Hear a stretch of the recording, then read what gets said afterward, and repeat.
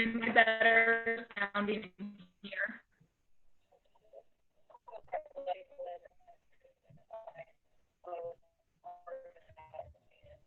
Do I sound better in here?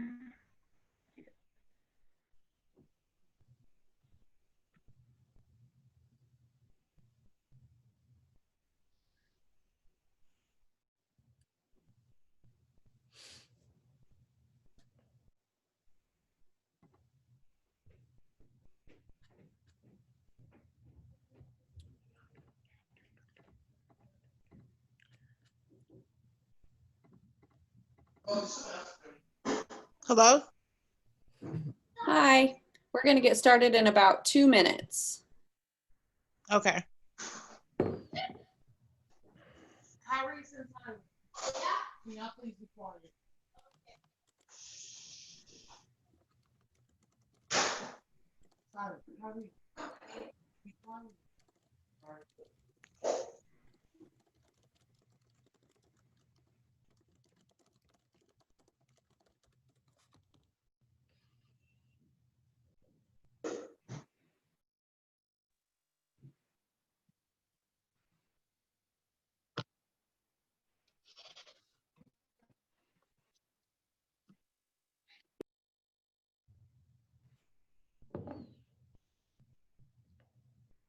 Yeah, I think I'm just gonna mute it for now.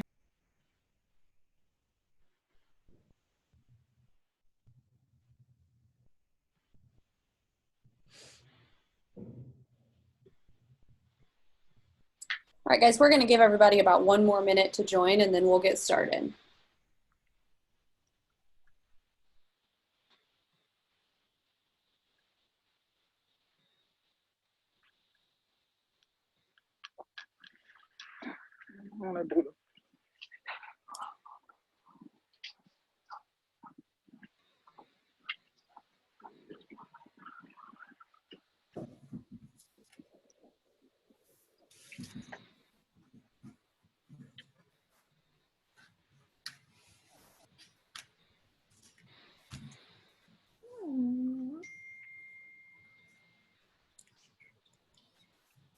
Are you moving the mouse?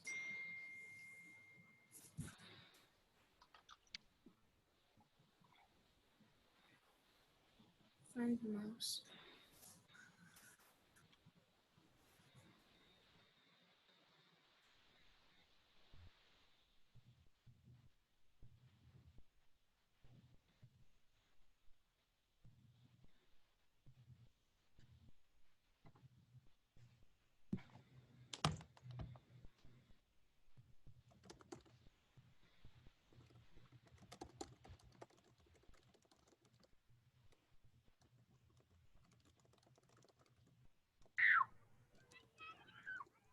All right, it looks like we've got about 69 people joining us, make that 71 as I'm adding people in.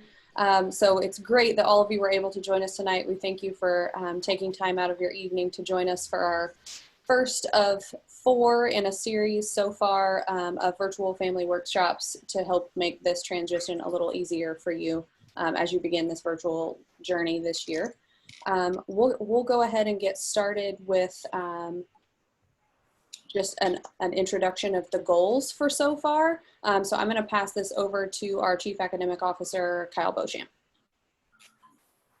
Hi, everybody, and welcome. Welcome officially to Paramount Schools of Excellence if you're new to us, and welcome back if you're returning and new to the virtual space. This is a new challenge for all of us to navigate in creating the best possible academic, social, and emotional experience we possibly can for your children. We're excited to be on board with you, and we thank you for being a partner in this as well. Today, like Megan said, this is the first of 4 workshops we're going to do over the next 4 Wednesday evenings in August to get us all acclimated to this virtual space and give you all some tips and tricks you can use to support your children in a virtual environment at home. So today we're going to focus on more of an overview of virtual learning. In the coming weeks, we're going to get into supports around English language arts, mathematics, and then ways you can support your child socially and emotionally as well. while at home. So today we're going to introduce our virtual staff and put some names to some faces. Take a look at what the daily and weekly schedule will look like, provide guidance in creating a home learning environment for your child, navigating technology, connecting families to additional supports, and then answering any questions you have. I'll have the chat option open throughout, so please utilize that, the chat option at the bottom of your screen, and I'll try to keep up with answers to those questions as we move along. So again, my name is Kyle Beauchamp. I'm the Chief Academic Officer for Paramount Schools. I was formerly the principal at our Community Heights / Cottage Home campus. I'm really excited to be here with you all today. And I've been with Paramount for 8 years. And what keeps me here every year is what I continually see this system do for students academically, socially, and emotionally.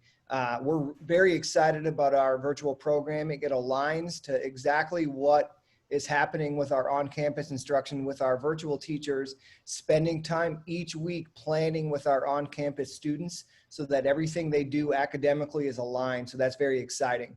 I wanted to kind of kick things off today with 5 themes of Paramount virtual learning: communication, parent support, high expectations, one-to-one technology, and a data-driven environment. So I'll start by just talking about communication briefly.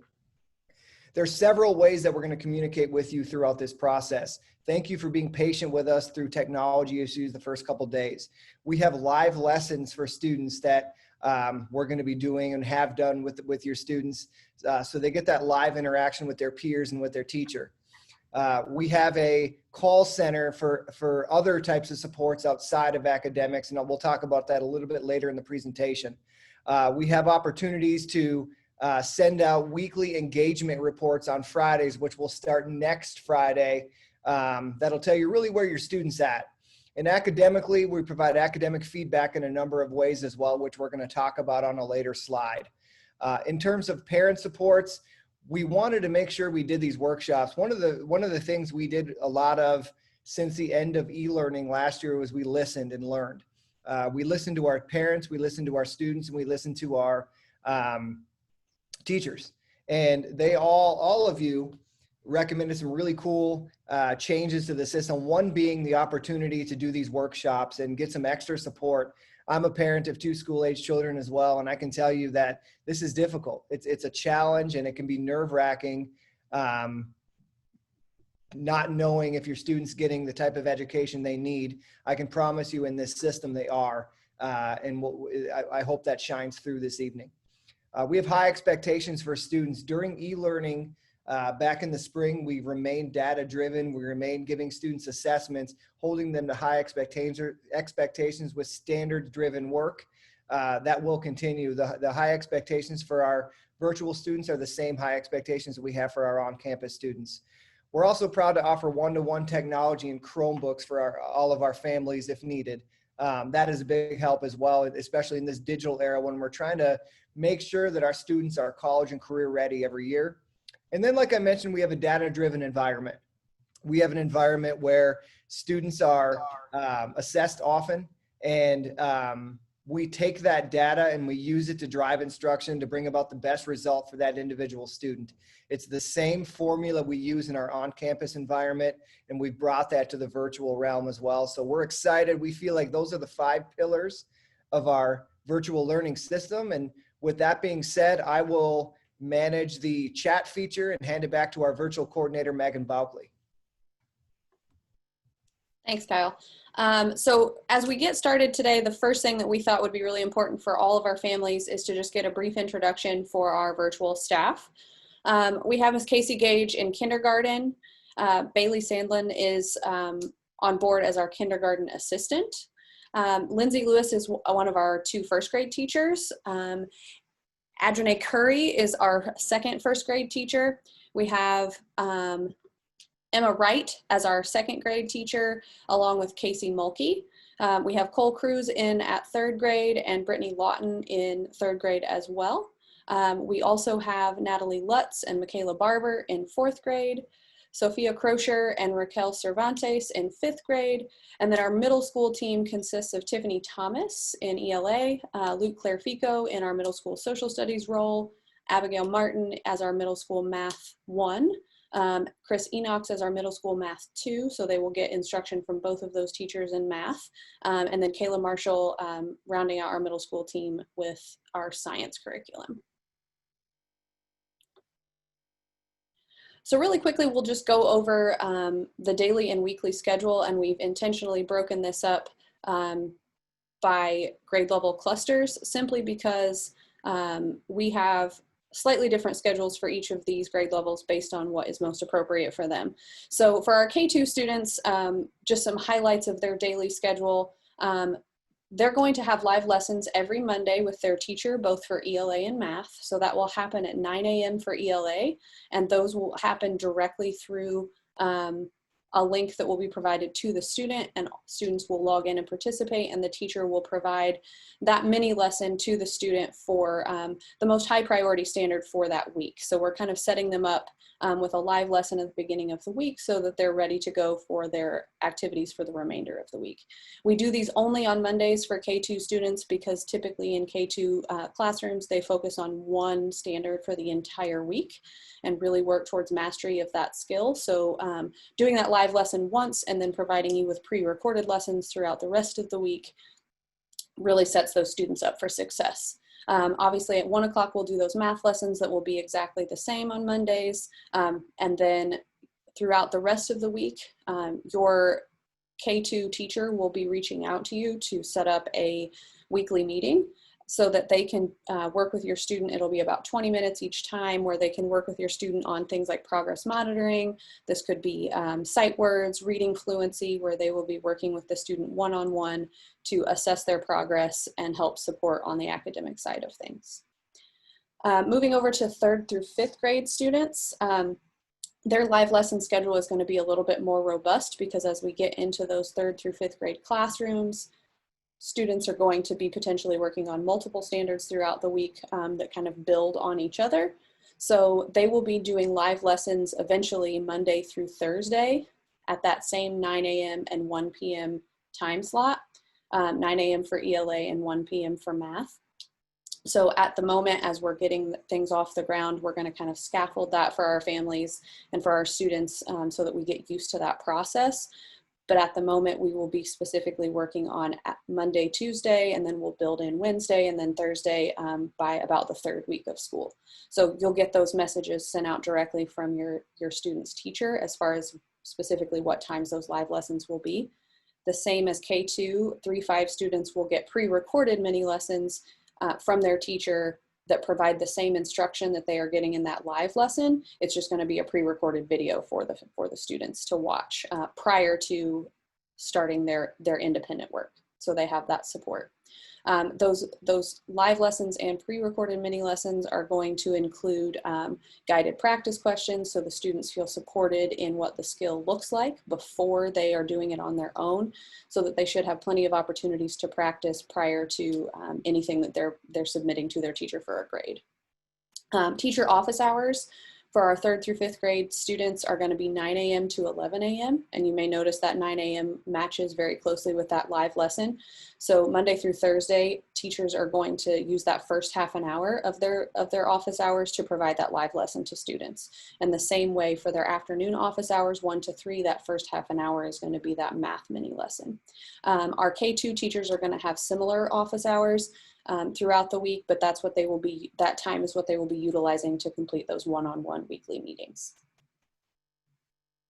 So that brings us over to our daily and weekly schedule for middle school, which you may notice is a little bit more robust and a little bit more convoluted in there. So we're going to go through that one as carefully as we can. We're going to be looking at a different mini lesson schedule for each middle school grade level. So that is 6th, 7th, and 8th, and then a separate schedule slightly for 8th grade honors. So our 6th grade students are going to have 2 live mini lessons with each of their teachers every week.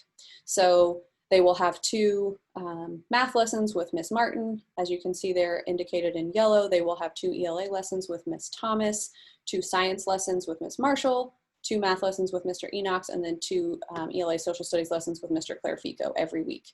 So every day, just to kind of simplify that schedule for you, there will be a 9, a 10:30, and or a 1 o'clock. So on Tuesdays and Thursdays, there is no 1 o'clock live lesson for those students. And that goes for every middle school grade level. But then on Mondays, there will be that 1 o'clock lesson just to make sure that they're getting those 2 live lessons with each of their teachers each week. Same as the other 2 grade levels, anytime a live mini lesson is not happening, there will be a pre-recorded video to provide instruction for those students. For 7th grade, the schedule is slightly different, but the timing is exactly the same. So those students will just need to know which Google Classroom they need to log into to get to that live mini lesson based on this schedule. So 7th grade students will see their science teacher first on Monday mornings, while 6th grade students will do math first thing on Monday mornings. And then that brings us down to our 8th grade schedule. So 8th graders will start with ELA, and then they will cycle through these each week. So they will get 3 live lessons on Mondays, 2 on Tuesday, and then they will start the cycle over again on Wednesday. So it should be fairly repetitive, which was kind of the way we intended to design that, so that students do the same thing at the same time on the same days, and they get pretty comfortable with what that schedule looks like once we kind of get into things. 8th grade honors is going to be slightly different. Those students are going to have the same amount of face time with their teachers, but they will have specific live mini lessons for ELA science and then ELA and social studies. And then math will be provided in a separate Google Classroom for that honors cluster. And that will be generally provided by our honors specific teachers on campus. So they will do fewer live mini lessons for those honors classes, but we still wanted to make sure that they were getting that, that instruction provided. That applies also to our honors track students for 6th and 7th grade, but they will be doing those just slightly different for those classes. For live mini lessons, just to kind of, again, break that down for you, those live mini lessons are going to be 9 o'clock, 10:30, and 1 o'clock. So your child is never going to have a live mini lesson at 12:30. They're only ever going to have them at those 3 times throughout the day. The intention for the way those schedules were built was so that students have time after viewing that live mini lesson with their teacher to practice whatever skill was being taught to them. So what we don't want to happen is for those teachers to provide the mini lesson and then the student has to immediately go do another mini lesson with another teacher and forget everything before they have a chance to practice it. So we've purposely built in at least an hour after each one of those live mini lessons for the students to grapple with that content and to work on those assignments related to that mini lesson so that they can be as successful as possible for that one. And then again, the teacher office hours for middle school are exactly the same. The only time they won't be available for those office hours is any time that they are working on a live mini lesson with another class. So that brings us to, what does this look like at home when we're doing these things? As parents, we just want to create an environment for the students where they can feel comfortable with learning, they're comfortable to do that, they're in a place where they can get the most learning done in that environment. So that's going to look different for every family, but we're just going to provide you with a few kind of tips and tricks that we have vetted and feel like are going to be really beneficial to help students be as successful as possible in that home learning environment. So we kind of broke that down into 3 separate questions. Where should that home learning environment be? It can be wherever you want it to be, but some things that make for a good home learning environment are a quiet location that's away from distractions like a television where they're going to be kind of looking over the top of their Chromebook at that TV screen, or where a family member is engaged in other activities where maybe they have a parent working from home. They may want to be in a space where they're not overhearing some of those things, so that they can focus on the work that they're doing, or if they're watching videos or recording themselves for their teacher in various capacities, they have the ability to do that in a place that's quiet and focused. Also a consistent workspace each day so that you keep it the same so the students stay in a routine. You know, this is their learning space. This is where they get up and go every morning. As we know from our experience in classrooms, students thrive on a routine. So any ability we have to give them that makes that virtual learning process a lot smoother. Second question is what should be involved in that home learning environment. Students should have in their learning space access to all the materials that they need for their daily lessons. So this could be, and obviously isn't limited to their Chromebooks and login information, but they may need things like paper or a whiteboard to interact with their teacher or to engage in that lesson. They may need pencils or whiteboard markers. They may need various supplies, but most of the time we're going to keep those things limited as digital as possible. But especially when they're working on activities like writing or math, they're probably going to want to have some hard materials that they can use to help them work through those things. And then lastly, how should we work through creating that home learning environment? First of all, involve your student. Because if they're involved in what their learning environment looks like, that kind of gives them ownership over that process. You know, this is where I go, this is where I learn, and I'm responsible for making sure that I'm learning when I'm in this space. Discuss a preferred location with them. Where would they like to work? How would they like to organize that? And then specifically discuss what items they're going to need to be able to access their lessons and curriculum in order to be successful as they do those. And then finally, determine responsibilities for maintaining that space. How do you expect your child to keep that space up? Where do you expect them to put things? All the same things that a classroom teacher would be telling a student in class as far as how to maintain their personal learning space. Those things can be applied at home as well. So next we're going to go into kind of how to navigate some of the platforms that are going to be really beneficial for your students throughout this virtual learning process. And who better to explain that to you than the teachers who are doing this and on the front lines every day. So we have a few teachers that are going to help us out with this process. So starting off with navigating the Chromebook, I'm going to pass it on to one of our virtual teachers. All right, hi everyone. My name is Natalie Lutz. I'm part of the 4th grade virtual team. So navigating the Google Chromebook. So when first opening the Chromebook, the Google login screen will be displayed just like the picture right there. At this point, the student will enter their Paramount email address and password that was given to them to log into their Chromebook.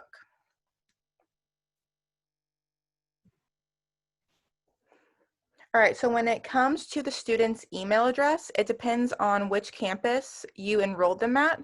So if they are enrolled at the Brookside campus, the email address will be their first name, last name with no spaces at psoebrookside.org. If they are enrolled at the Cottage Home campus, it'll be first name, last name at posecottagehome.org. And if they're enrolled at our Inglewood campus, it'll be first name, last name at psoeinglewood.org. Once again, no spaces altogether. Some examples down below. Let's say this child's name was Trey Smith and he was at the Cottage Home campus. His email address would be traysmith@psoecottagehome.org. Another example, if their name was DeAndre Smith, their email address would be deandresmith@psoebrookside.org, but you leave out the apostrophe, or if there is any sort of dash in their name, you leave it out when doing the email address. All right, once logged in to the Google Chromebook, a similar home screen will be displayed for your student. Across the bottom of the screen, there are symbols displayed that can be used to access apps such as Google Chrome and Gmail. In the bottom right-hand corner on the Chromebook, you can click to access the status area that's shown in the corner.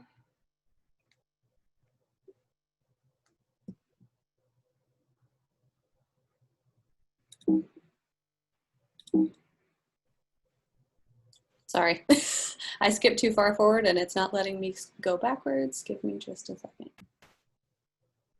That's even further. Okay, let's see. There we go. That's what you needed. Sorry about that. No problem. Okay, so the status area that I mentioned in the bottom right-hand corner is where you can access the settings icon and other tools such as how to connect to the Wi-Fi, the volume, the sound, and how to sign out of your username if you wanted to. And then these are just some common icons you will see that your student will be using probably every day, which is the Google Chrome icon, the Google Classroom icon, and the Gmail icon.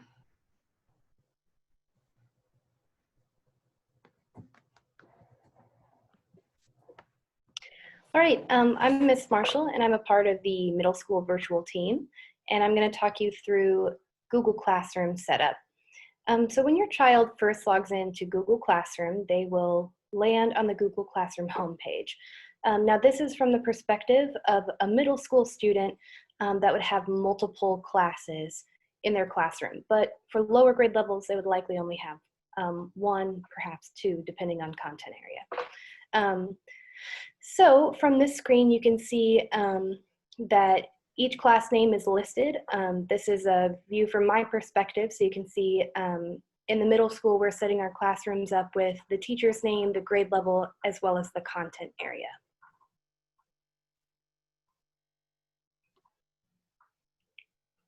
Now, should your student be newly enrolled and perhaps they have not yet gained access for whatever reason to the classes that they need, and they are provided with the class code, up in the upper right-hand corner of their screen, there's a little plus button, and when you click on that, you're given the option to join a class.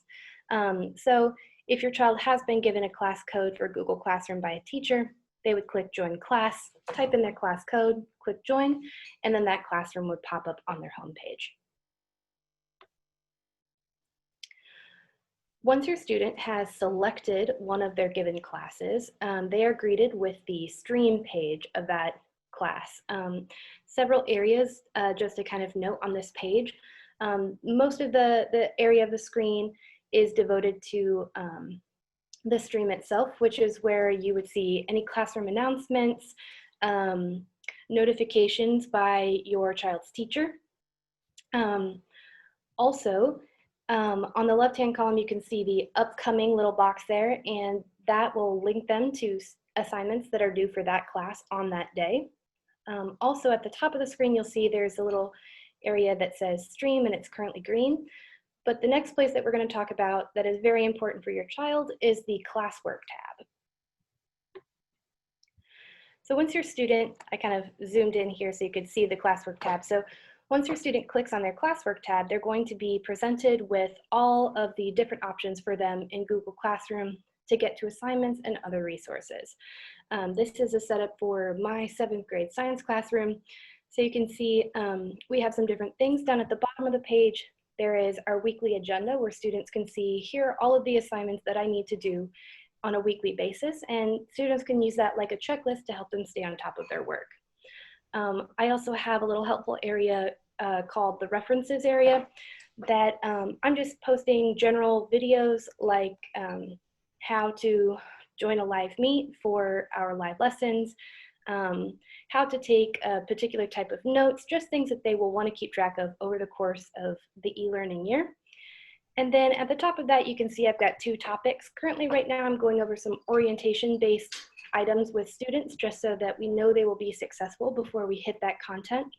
And then you can see starting tomorrow, we're going to get into our first topic, which is discussing what is science. So under each one of those areas, you can see a day. And when a student clicks on that day, they will be opened up to the directions for the day, as well as any assignments and videos that are linked right there in one space for them.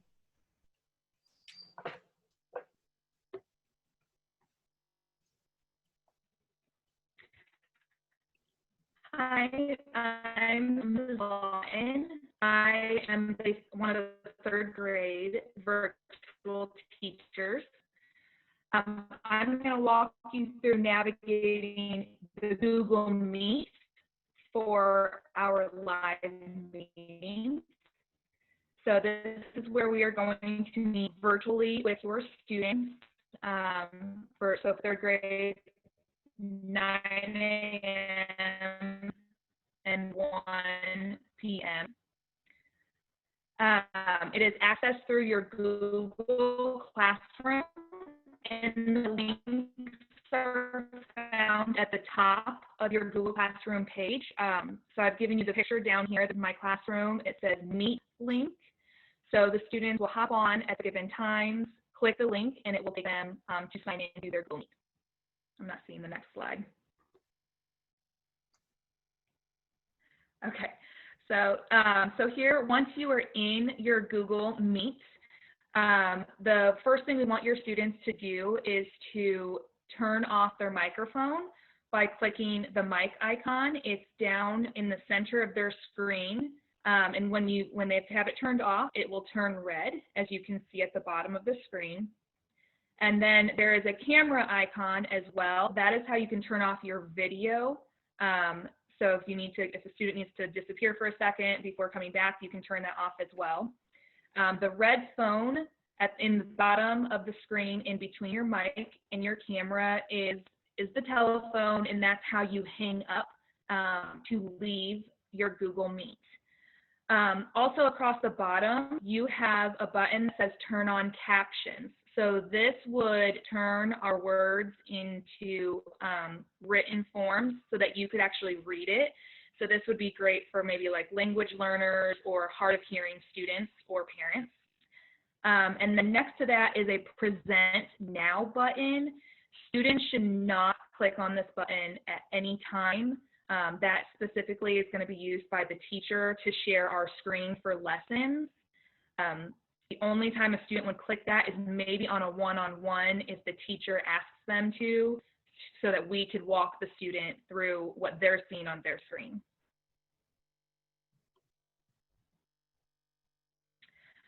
Lastly, with Google Meet, because when we're on the live virtual sessions, we have the students muted. There is a chat icon in the top right-hand corner. It looks like a little speech bubble. And that is students can use just like you guys are kind of using right now during this presentation, where they can post questions and let us know that they're having any difficulty, and it pops up on the bottom, we can see it, and we can kind of answer it right then and there, or come back to their questions at the end of our Google Meet. And as soon as the Google Meet is over, once again, you would just hit the red phone and they would exit and they could go about their day. So that just brings us to our PSOE call center. So if you get to a point where you have a problem with any of the things that we've discussed, or you're having trouble with any of the technology or anything like that, we are here and available to answer those questions for you. Our PSOE call center is for virtual students and families, and it's open from 8 a.m. to 8 p.m. every day. So you can get access to information about all the resources that we have available. If you need things like guidance counselor support, translation services, you need to reach out to our school nurse, things that are related to academic support, that phone will be used for that. School provided breakfast and lunch program, you could call us related to those things and those pickups, and we can connect you to the right people. Our Gallahue services for behavioral health, we can connect you to through those phones. And then also any wraparound services like special education, English language support, speech therapy and occupational therapy, and then anything related to technology support. Now, what I will tell you is we will provide you with a separate technology support number. If it's specifically related to use of your Chromebook and things like that, there will be a specific number that you can call to get those things worked through as well. So please just utilize this call center Monday through Friday between 8 a.m. and 8 p.m. The number is right down here at the bottom, so feel free to write that down, add it to your phone.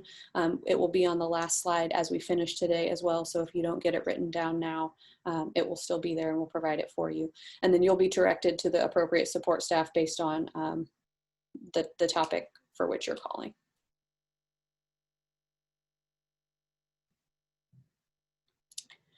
That brings us to our family meal pickup. Virtual families can pick up a week's worth of breakfast and lunch on Mondays, and this would be at your home school. So if your student is registered at Brookside, they would go to the Brookside campus to pick up their meals. So that would be between 9 a.m. and 10 a.m. at that assigned school each day.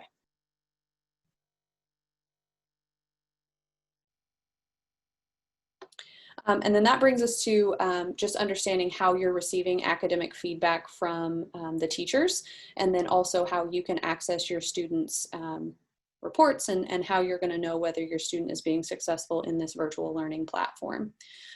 So to start with, Google Classroom is going to be our best friend as we go through this process. Your teachers will communicate anything and everything through Google Classroom as much as possible, so it's kind of a one-stop shop for contacting the teacher, keeping track of your student success. You can be added to the Google Classroom as a parent so that you can see your child's progress through that platform and reach out to the teacher with any questions or concerns you have directly in that platform, all in one place. Every Friday, your teacher is going to send home an engagement tracker that will come through the email, and it will just track your students' overall progress in each subject area. So these are going to come home for all of our students K through 8. They will obviously look a little bit different depending on the grade level and specifically what those students are working on in class, but they will give you an idea of how your student is doing in that process. So I'm going to really quickly attempt to share this page with you so that you can have an idea of what that looks like. So that document will look something similar to this, and you will receive this for your student, and they will have a color-coded outline of how they're doing in each subject area.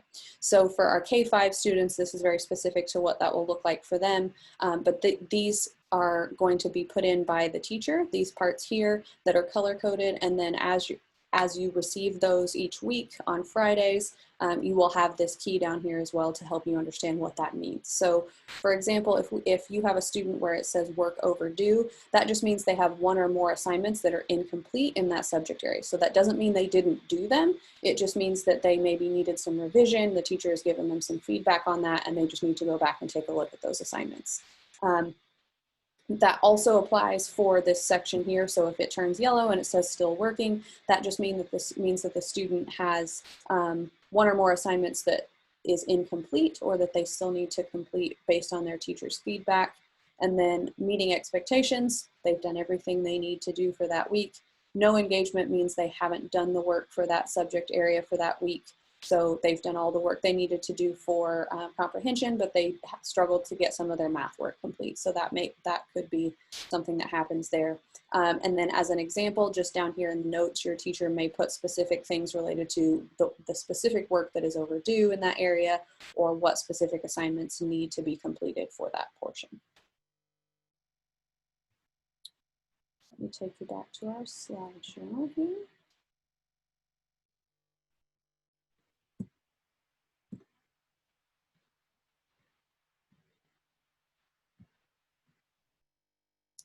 Okay. So your student is also going to receive academic feedback the same as they would as an on-campus student through midterm report cards and quarterly report cards at the end of every 9 weeks.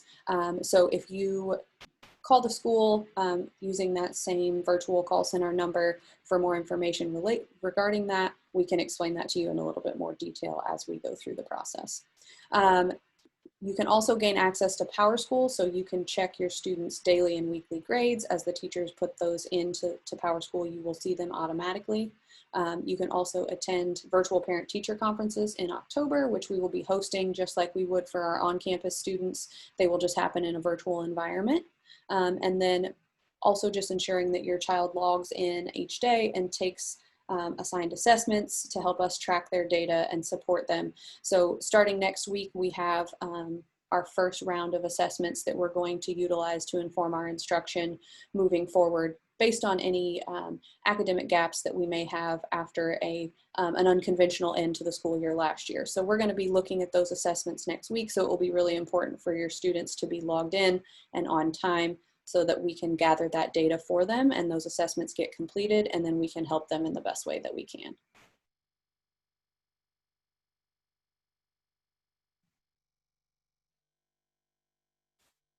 All right, so that brings us to our frequently asked questions for our virtual program. These are some questions that we've received from a lot of families, so we just felt like it was really beneficial to go through these with you so that we can answer those in a larger platform so everybody can hear the answer all at once. So starting with, will the 2020-2021 virtual school calendar be the same? The short answer to that is yes. Our school calendar will be the same and will follow the exact same school calendar as our on-campus counterparts.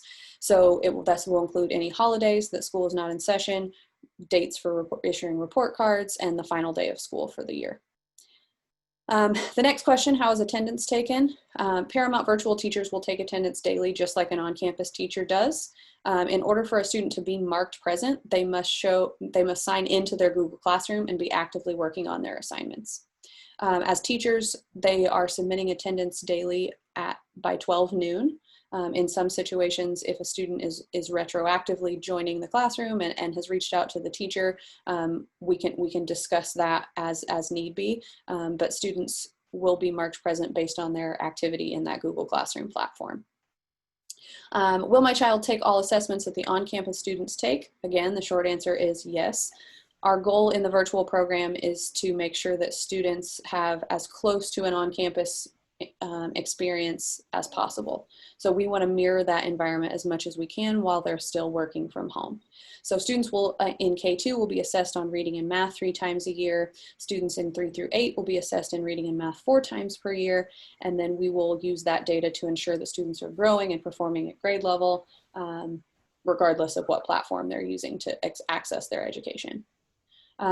Next question, which I briefly mentioned before, who do I contact if I have issues with technology? You're welcome to call us at that virtual phone number, but I cannot promise you we can fix that problem for you directly from that phone. So to expedite that process for you, reaching out to Trajectory for technology issues at the phone number that's listed there, or emailing them related to specific technology related issues with the Chromebook or logging in.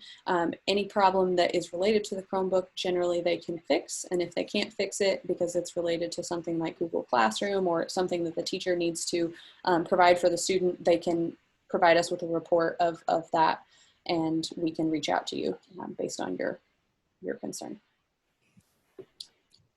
Sorry. Here we go. Last question. Will my child receive report cards and midterm progress reports? Again, the answer to that question is yes. Midterms will be sent out 4 times per year at the halfway point for each quarter, and then report cards will be sent home every 9 weeks.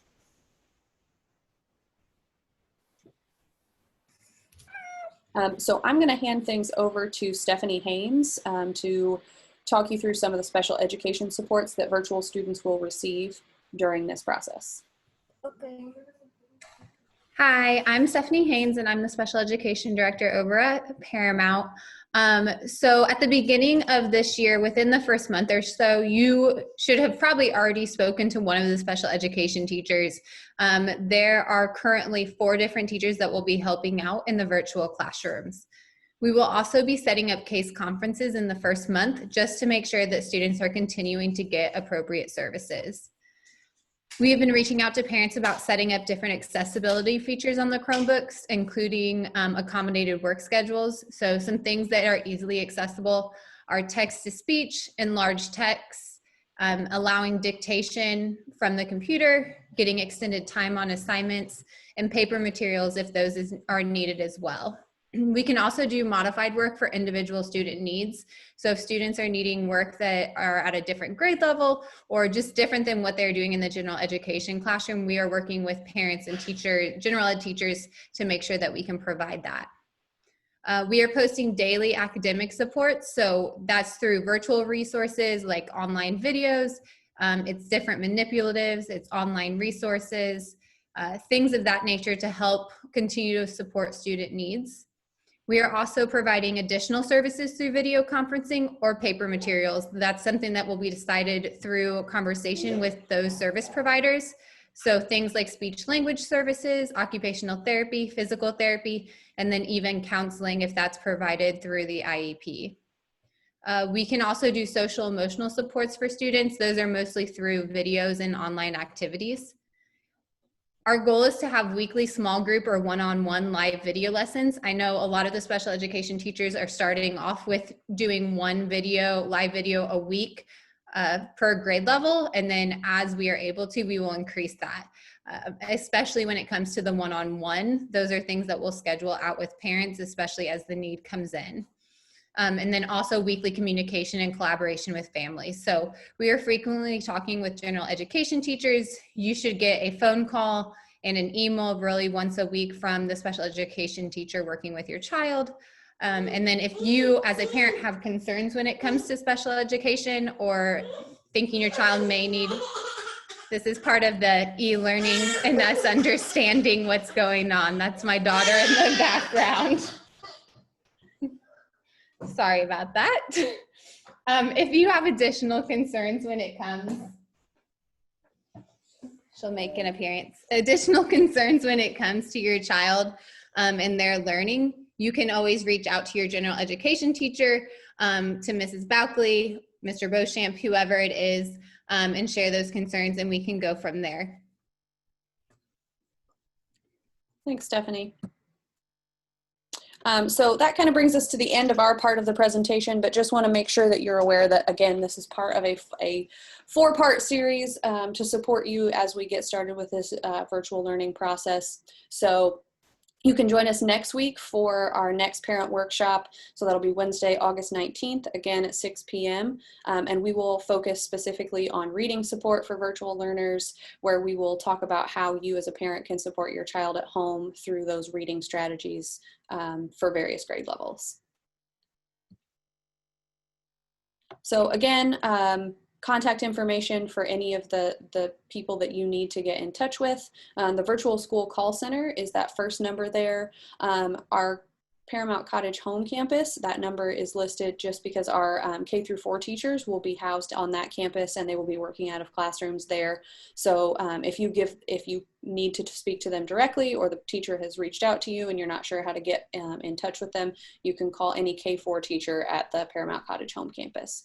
The same is true for our 5 through 8 virtual teachers. Their classrooms will be at our Paramount Inglewood campus, and that number is listed on that page as well. And then again, I'm Megan Boukley, the virtual school coordinator, so you are welcome to email me with any specific questions that you have at any time. So feel free to copy down any of that information that you'd like. And if there are any specific questions that we have, I know Mr. Beauchamp has been taking a look at those questions in the chat, but anything specific that we can answer for you, we're happy to do that. First of all, tonight, awesome questions, everybody. My fingers are hurting, but that's a good thing. Tried to respond to all your questions. If I didn't, please feel to reach out to Ms. Boukley or your child's teacher for further assistance, or call Ms. Boukley at the virtual school number or one of the campus numbers. A couple of things that popped up for the meals. Just to clarify, anyone can pick up the meals in your family as long as they just say who it's for. And if that child's registered to the school, you're good to go there. And then you need to call your child's school. So if they're assigned to Cottage Home, Englewood, or Brookside, you need to call that school by 11 a.m. the week before, Tuesday, 11 a.m. of the week before, to let them know how many meals you need to pick up for that week. So you'll get all your breakfast and lunch for the week. So if you have 3 kids, you'll get 15 meals for I guess it would be 10 meals for each of them. So breakfast and lunch for each day. And then some questions about middle school math. There should be 2 math classes and a science class. That is true, and that is the exact model our on-campus students use as well. So don't be confused if there are multiple math classes along with a science class that might also focus a little bit on math on their schedule. That is very true, and there's different teachers for those classes. And there are spreadsheets coming as well with information for logins. We just don't have all of those together yet. We'll get those to you as soon as we can.